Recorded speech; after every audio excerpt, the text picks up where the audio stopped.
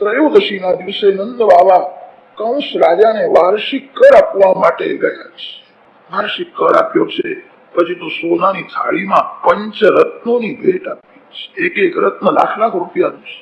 નંદ બાબાના ઘરમાં બાલકૃષ્ણ પધાર્યા તે દિવસથી લક્ષ્મીજી વૈકુંઠ છોડીને ગોકુળમાં આવે છે.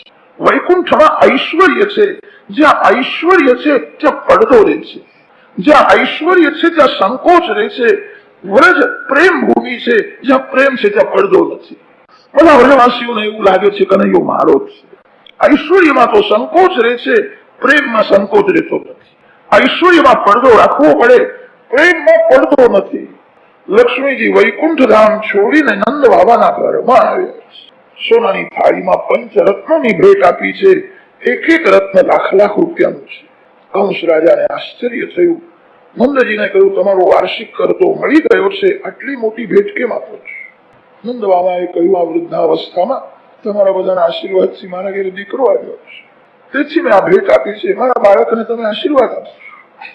કંસ રાજી થયો છે. બહુ ભેટ આપી છે. સોનાની થાળી છે. એક એક રત્ન લાખ લાખ રૂપિયાનું છે. ભેટ બહુ આપી છે એટલે આશીર્વાદ પણ એવો જ આપવું. કંસ રાજાએ કહ્યું છે, બાબા તમારા ઘરે દીકરો આવે એવી મને આશા નહોતી. નંદજીએ કહ્યું, મેં પણ આશા છોડી દીધી હતી. આ વ્રજવાસીઓએ મારા માટે અનેક દેવોની પૂજા કરી, અનેક દેવોને બાધા રાખી. બધાના આશીર્વાદથી દીકરો થયો. આ બધાના બહુ ઉપકાર છે. કંસ રાજી થયો છે ને બહુ ભેટ મળી છે. કંસ રાજાએ કહ્યું, બાબા તમારા ઘેર આવીને બાળકને મારે રમાડવું જોઈએ, પણ તમે જાણો છો ને આટલું મોટું રાજ મારા હાથમાં છે. અત્યારે મને આવવાની ફુરસદ નથી. હું અત્યારે આવતો નથી. તમારા દાદાને અહીંથી જ આશીર્વાદ આપું છું. તમારો કનૈયો માર્કંડાયું થાય.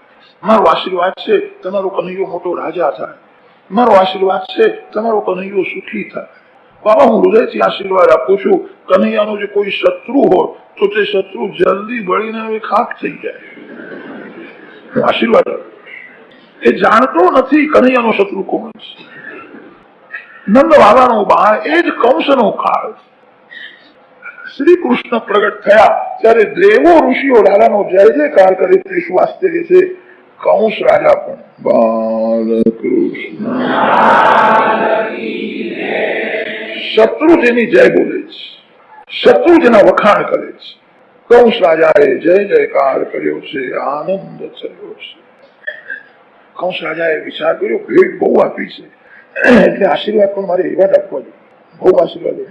કંસ કોણ છે ધ્યાનમાં આવ્યું. ભેટ ઉપર નજર રાખીને જે આશીર્વાદ આપે એ કંસ. કેટલાકના આશીર્વાદ જુદા જુદા હોય છે. 101 રૂપિયા મૂકો તો આશીર્વાદ જુદા, 500 ધરો તો આશીર્વાદ જુદા, 1000. જેની નજર પૈસામાં છે, જેના આંખમાં પૈસો છે એનો આશીર્વાદ સફળ થાય છે.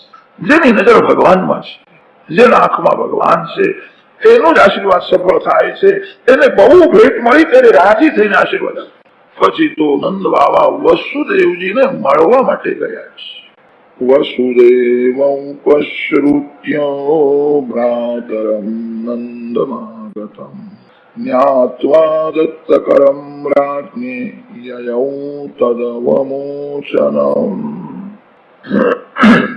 શ્રી કૃષ્ણ પ્રગટ થયા પછી નંદ અને વસુદેવજીનું આ પ્રથમ મિલન છે.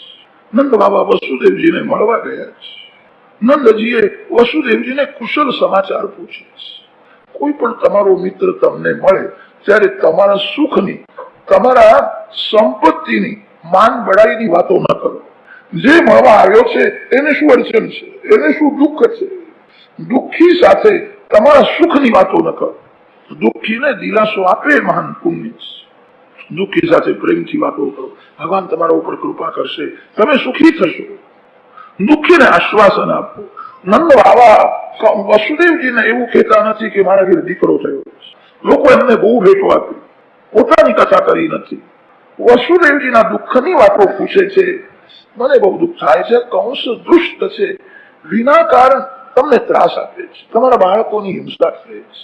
ભગવાન એને જુએ છે. ભગવાન કોઈ દિવસ એને સજા કરશે, તમે સુખી થશો.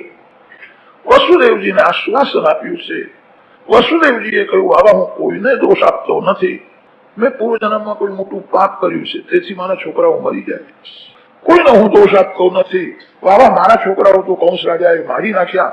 મેં જયારે સાંભળ્યું કે તમારા ઘેર સુંદર દીકરો છે, મેં મનથી એવું માની લીધું છે નંદ બાબાના ઘરમાં જે દીકરો છે મારો જ દીકરો, કનૈયો એ મારો દીકરો છે. નંદ બાબા ભોળા છે. નંદજી વિચાર કરે છે વસુદેવજીના અનેક બાળકોની કંસ રાજાએ હિંસા કરી છે. પુત્ર વિયોગમાં વસુદેવજી દુઃખી છે. તમે લાલાને હાચવજો.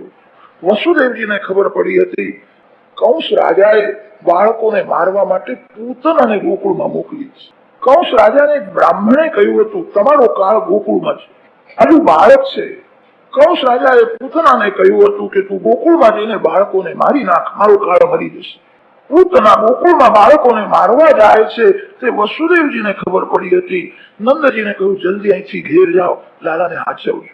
નંદ બાબાએ હાથ જોડીને કહ્યું છે હું શું એને હાચવી શકું? આ વૃદ્ધાવસ્થામાં પરમાત્માએ મને પુત્ર આપ્યો છે. ભગવાન નારાયણ એને હાચવશે કે નારાયણ તો હાચવશે, પણ તમારે હવે અહીંયા રહેવાની શી જરૂર છે? અહીંનું કામ પૂરું થયું છે, જલ્દી ઘેર જાઓ. સંકિત પાતાશ્ચ ગોકુલે, ગોકુળમાં કોઈ વિપત્તિ આવશે, કોઈ રાક્ષસી કે રાક્ષસ આવશે. નંદજીને વસુદેવજી સાવધાન કરે છે. નંદ બાબાએ કહ્યું છે આજે જ હું મથુરામાં આવ્યો છું, હવે આજે કેવી રીતે જવાનું? મારે બજારમાં જવું છે. અમારા ગોકુળ ગામમાં તો કશું મળતું જ નથી, નાનકડું ગામ છે. મારે બજારમાં જવું છે, થોડાક રમકડા લાવવા છે. ઘેર જવું છે, બાળકના માટે થોડાક રમકડા લઈ જવું તો બાળકૃષ્ણ રાજી થશે.